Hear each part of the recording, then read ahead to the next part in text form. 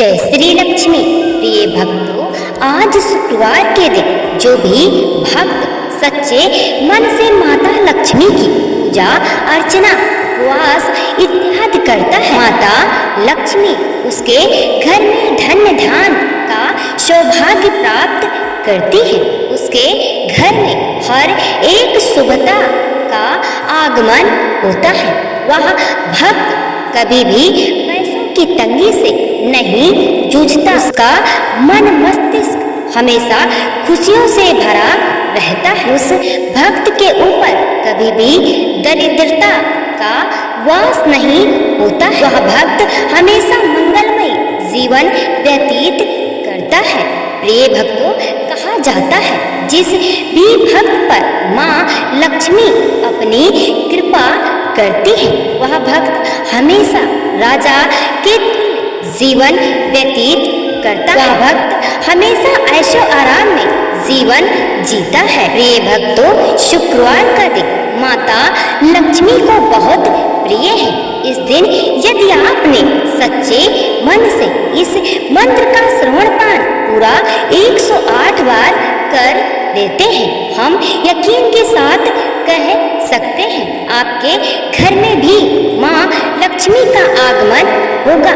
प्रिय भक्तों, कहा जाता है कोई भी मंत्र जाप पूजा अर्चना करने से कभी व्यर्थ नहीं होता। उसका फल हमें कभी ना कभी प्राप्त अवश्य होता है। भक्तों, इस मंत्र को आप किसी भी स्थान पर श्रवण पान कर सकते हैं। जैसे आप अपने घर में, अपने दुकान पर या अपने ऑफिस में या किसी भी स्थान पर सुन सकते हैं। इसके साथ श्री लक्ष्मी भक्तों से हमारी एक छोटी सी विनती है, वीडियो को दिल से एक लाइक अवश्य। सदा कल्याणकारी मंगलमय वीडियो रोजाना देखने के लिए हमारे चैनल को सब्सक्राइब अवश्य करें। कमेंट में जय श्री लक्ष्मी लिखकर अपनी उपस्थिति अवश्य दर्शाएं। अब सच्चे मन से इस मंत्र का श्रवण पान करें। मंत्र है इस तरह, श्रीं ह्रीं क्लीं ऐं श्री कमलवासनाय स्वाहा, ऐं कमलवासनाय स्वाहा, ऐं श्रीं कमलवासनाय स्वाहा, ऐं कमलवासनाय स्वाहा, ऐं श्रीं कमलवासनाय स्वाहा, कमलवासनाय स्वाहा, ऐं श्रीं कमलवासिने स्वाहा, कमलवासिने स्वाहा, ऐं कमलवासनाय स्वाहा, श्रीं ह्रीं कमलवासिने स्वाहा, कमलवासनाय स्वाहा, श्रीं ह्रीं श्रीं ह्रीं क्लीं कमलवासिने कमलवासिनाय स्वाहा, ह्रीं क्लीं ऐं कमलवासिने स्वाहा, श्रीं ह्रीं क्लीं ऐं कमलवासनाय स्वाहा, श्रीं ह्रीं क्लीं ऐं कमलवासनाय स्वाहा, श्रीं ह्रीं क्लीं ऐं कमलवासनाय स्वाहा, श्रीं ह्रीं क्लीं ऐं कमलवासिने स्वाहा, श्रीं ह्रीं क्लीं ऐं कमलवासनाय स्वाहा, श्रीं ह्रीं क्लीं ऐं कमलवासनाय स्वाहा, श्रीं ह्रीं क्लीं ऐं कमलवासनाय स्वाहा।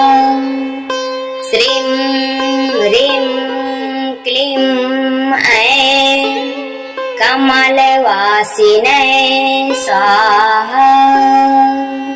श्रीं ह्रीं क्लीं ऐं कमलवासनाय स्वाहा।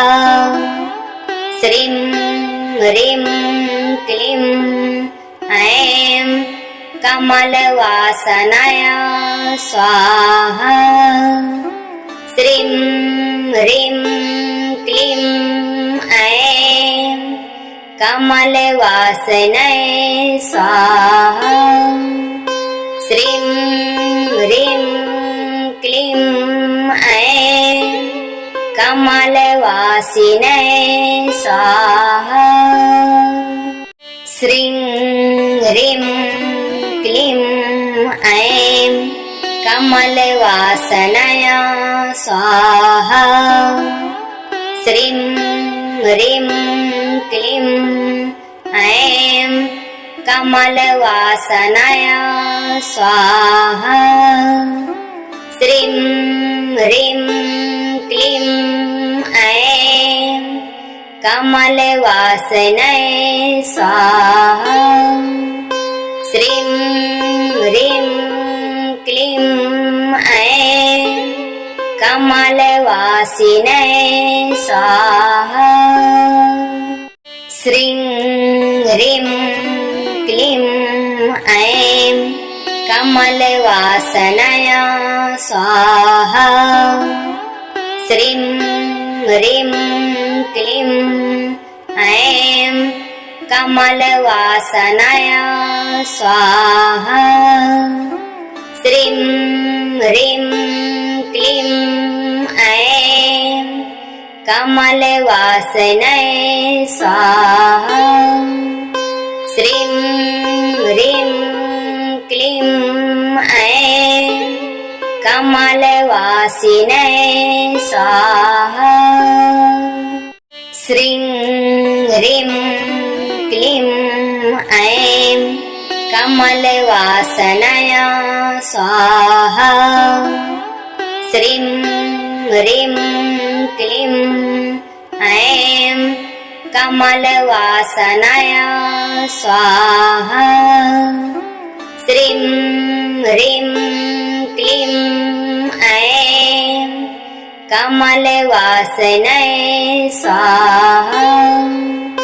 श्रीं ह्रीं क्लीं ऐं कमलवासिनाय स्वाहा। श्रीं ह्रीं क्लीं ऐं कमलवासनाय स्वाहा। श्रीं ह्रीं क्लीं ऐं कमलवासनाय स्वाहा। श्रीं ह्रीं क्लीं ऐं कमलवासनाय स्वाहा। श्रीं ह्रीं क्लीं ऐं कमलवासिनाय स्वाहा। श्रीं ह्रीं क्लीं ऐं कमलवासनाय स्वाहा। श्रीं ह्रीं क्लीं ऐं कमलवासनाय स्वाहा। श्रीं ह्रीं क्लीं ऐं कमलवासनाय स्वाहा। श्रीं ह्रीं क्लीं ऐं कमलवासिनाय स्वाहा। श्रीं ह्रीं क्लीं ऐं कमलवासनाय स्वाहा। श्रीं ह्रीं क्लीं ऐं कमलवासनाय स्वाहा। श्रीं ह्रीं क्लीं ऐं कमलवासनाय स्वाहा। श्रीं ह्रीं क्लीं ऐं कमलवासिने स्वाहा। श्रीं ह्रीं क्लीं ऐं कमलवासनाय स्वाहा। श्रीं ह्रीं क्लीं ऐं कमलवासनाय स्वाहा। श्रीं ह्रीं क्लीं ऐं कमलवासनाय स्वाहा। श्रीं ह्रीं क्लीं ऐं कमलवासिने स्वाहा। श्रीं ह्रीं क्लीं ऐं कमलवासनाय स्वाहा। श्रीं ह्रीं क्लीं ऐं कमलवासनाय स्वाहा।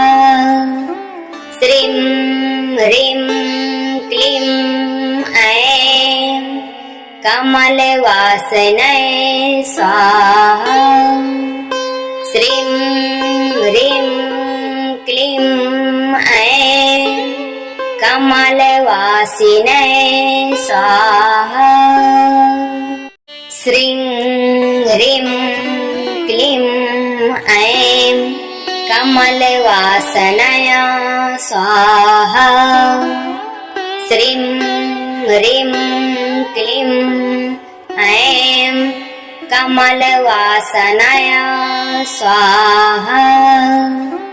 श्रीं ह्रीं क्लीं ऐं कमलवासनाय स्वाहा। श्रीं ह्रीं क्लीं ऐं कमलवासिने स्वाहा। श्रीं ह्रीं क्लीं ऐं कमलवासनाय स्वाहा। श्रीं ह्रीं क्लीं ऐं कमलवासनाय स्वाहा।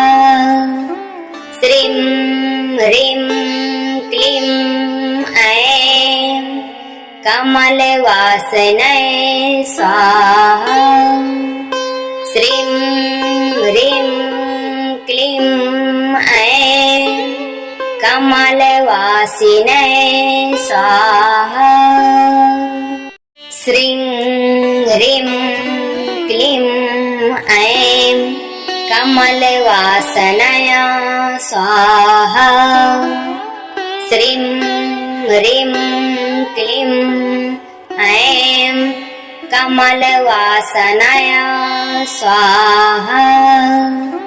श्रीं ह्रीं क्लीं ऐं कमलवासनाय स्वाहा। श्रीं ह्रीं क्लीं ऐं कमलवासिने स्वाहा। श्रीं ह्रीं क्लीं ऐं कमलवासनाय स्वाहा।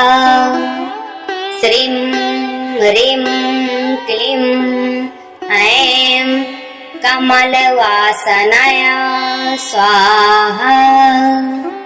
श्रीं ह्रीं क्लीं ऐं कमलवासनाय स्वाहा। श्रीं ह्रीं क्लीं ऐं कमलवासिने स्वाहा। श्रीं ह्रीं क्लीं ऐं कमलवासनाय स्वाहा। श्रीं ह्रीं क्लीं ऐं कमलवासनाय स्वाहा। श्रीं ह्रीं क्लीं ऐं कमलवासनाय स्वाहा। श्रीं ह्रीं क्लीं कमलवासिने स्वाहा। श्रीं ह्रीं क्लीं ऐं कमलवासनाय स्वाहा। श्रीं ह्रीं क्लीं ऐं कमलवासनाय स्वाहा। श्रीं ह्रीं क्लीं ऐं कमलवासनाय स्वाहा। श्रीं ह्रीं क्लीं ऐं कमलवासिने स्वाहा। श्रीं ह्रीं क्लीं ऐं कमलवासनाय स्वाहा। श्रीं ह्रीं क्लीं ऐं कमलवासनाय स्वाहा। श्रीं ह्रीं क्लीं ऐं कमलवासनाय स्वाहा। श्रीं ह्रीं क्लीं ऐं कमलवासिने स्वाहा। श्रीं ह्रीं क्लीं ऐं कमलवासनाय स्वाहा। श्रीं ह्रीं क्लीं ऐं कमलवासनाय स्वाहा।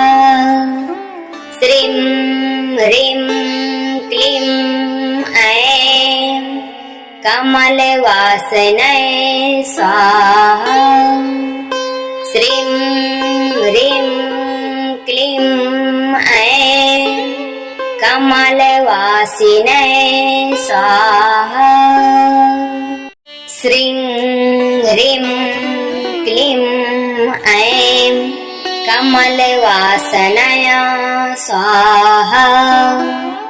श्रीं ह्रीं क्लीं ऐं कमलवासनाय स्वाहा। श्रीं ह्रीं क्लीं ऐं कमलवासनाय स्वाहा। श्रीं ह्रीं क्लीं ऐं कमलवासिने स्वाहा। श्रीं ह्रीं क्लीं ऐं कमलवासनाय स्वाहा। श्रीं ह्रीं क्लीं ऐं कमलवासनाय स्वाहा।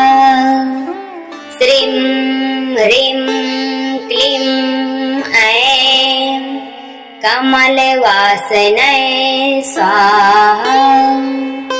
श्रीं ह्रीं क्लीं ऐं कमलवासिने स्वाहा।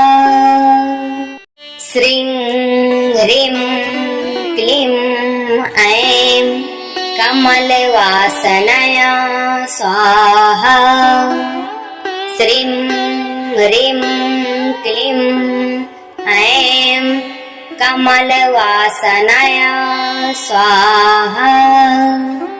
श्रीं ह्रीं क्लीं ऐं कमलवासनाय स्वाहा। श्रीं ह्रीं क्लीं ऐं कमलवासिने स्वाहा।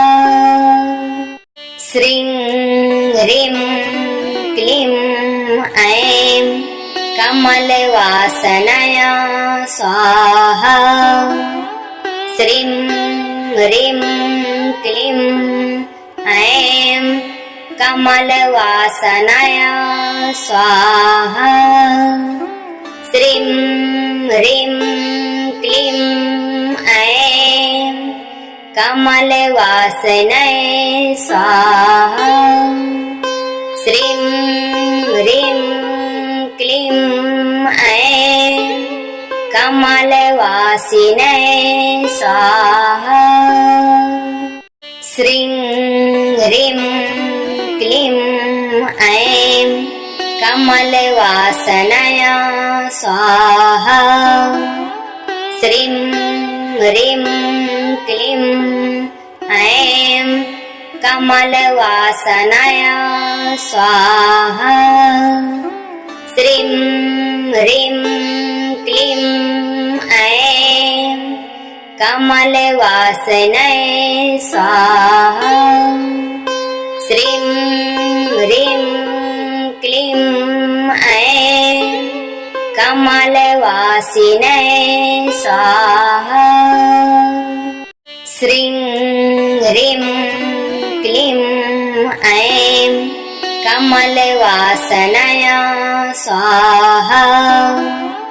श्रीं ह्रीं क्लीं ऐं कमलवासनाय स्वाहा। श्रीं ह्रीं क्लीं ऐं कमलवासनाय स्वाहा। श्रीं ह्रीं क्लीं ऐं कमलवासिने स्वाहा।